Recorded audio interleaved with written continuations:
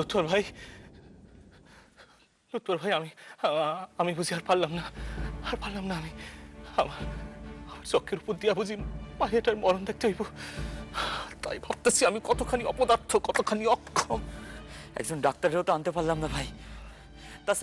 তাছাড়া আমার তো এই জায়গায় তেমন চিনা পরিচয় নাই যে। দিদিমণি যে কেন এখনো আসতেছেন না হেয়াই তো বুঝতে পারতেছি না।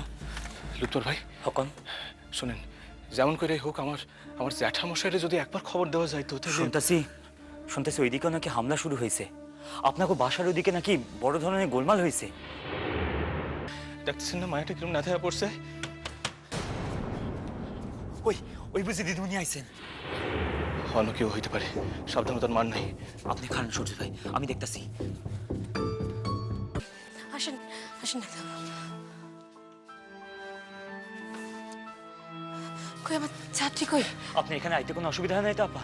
কেমন করে আইলেন? তাই আমি অন্য কোনো উপায় নাই দেখে আপনাকে খবর দিছিলাম আপা। খুবই বুদ্ধিমানের কাম করছেন। তাই আমার তো বেশিক্ষণ থাকুনের উপায় নাই। ইনি হচ্ছেন আমাকে টিভির একজন ডাক্তার, প্রখ্যাত চিকিৎসক ডাক্তার হোসেন। কিরণ মেলা কই? সবার ঘরে আছে, আসেন আসেন আসেন এখন, আসেন। লুৎফর ভাই, এই সকল কথা কইয়া সময় নষ্ট কইরেন না, আগে ডাক্তারবাবুদের দেখতে দেন। ডাক্তারবাবু, আমি তো সকল রকম প্রস্তুত হইয়াই আইছি। তাই আমারে যদি একটু পৃথক জায়গার ব্যবস্থা কইরা দেন। উপায়ন তো নাই বইলা এইখানেই অস্ত্রোপচার করতে হইব। ডাক্তারবাবু, কিরণ বাঁচব তো? আগে রোগিনীরে দেখি। কিরণ? কিরণমালা? আমার কিরণমালা, আমি নিজে তোমার এই যুদ্ধের মাঠে পাঠাইছি। ওই যুদ্ধ জয় কইরা তুমি শুধাই দেশের মান রক্ষা করো নাই, বহু মানুষের স্বপ্নরে সফল করণের দিকে লইয়া গেছো।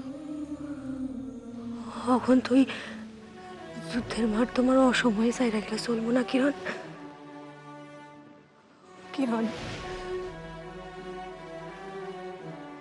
দেশ তোমার সুস্থ হওয়ার অপেক্ষা করতেছে কিরণ। রকিয়াপা, আমারে আমার কামটুকু আগে করতে দেন, আমারে রোগিনীরে দেখতে দেন। দেন আমারে দেন। আগে আপনাদের কতবার সাবধান করছি, বাইরে হইয়েন না কথা, বাইরে হইয়েন না, বাইরে বড় বিপদ। আপনি বারে বারেই কয়ে গেছেন ডাক্তার মানুষের অত বিপদ আপদের ভয় করলে চলে।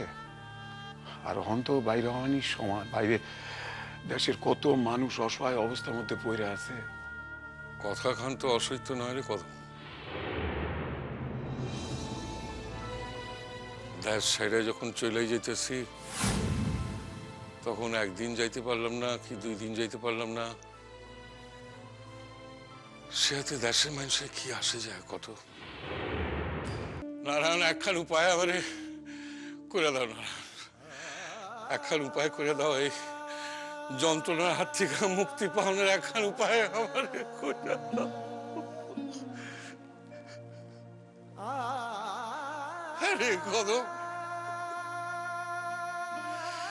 এই চক্ষু দুইখান বোঝার আগে এই যন্ত্রণা থেকে আমার রেহাই নাই নাই রে। আমার বাসায় হামলা করতে এসেছিল? এত বড় সাহস কার হয়েছে যে? আচ্ছা, আমি কিন্তু তখন থেকেই কইতাছি এই জায়গার অবস্থা এখন ভালো না। ওই মৌখালী থানা দখল হন পর থেকে। তোমার ভাষণ মারতে কইছি? এই যখন অবস্থা, যার স্বামীরে খুঁজতে আছে মাইরা ফেলনের লিগা, হ্যাঁ নাকি তার স্বামীরে এখানে তুইয়া আব্বুর বাসায় চলে যাইবো? হ্যাঁ দেখেন, আপনার লগে থাকলে আমারও বিপদ। শুধাই আপনার লগে আসে বইলা আমারেও খুন কইরা ফেলাইতে পারে। যা কইতাছি ঠিক কইতাছি। আপনি নাকি একজন সুলেখা বইলা মুক্তিযোদ্ধারে মাইরা ফেলছেন।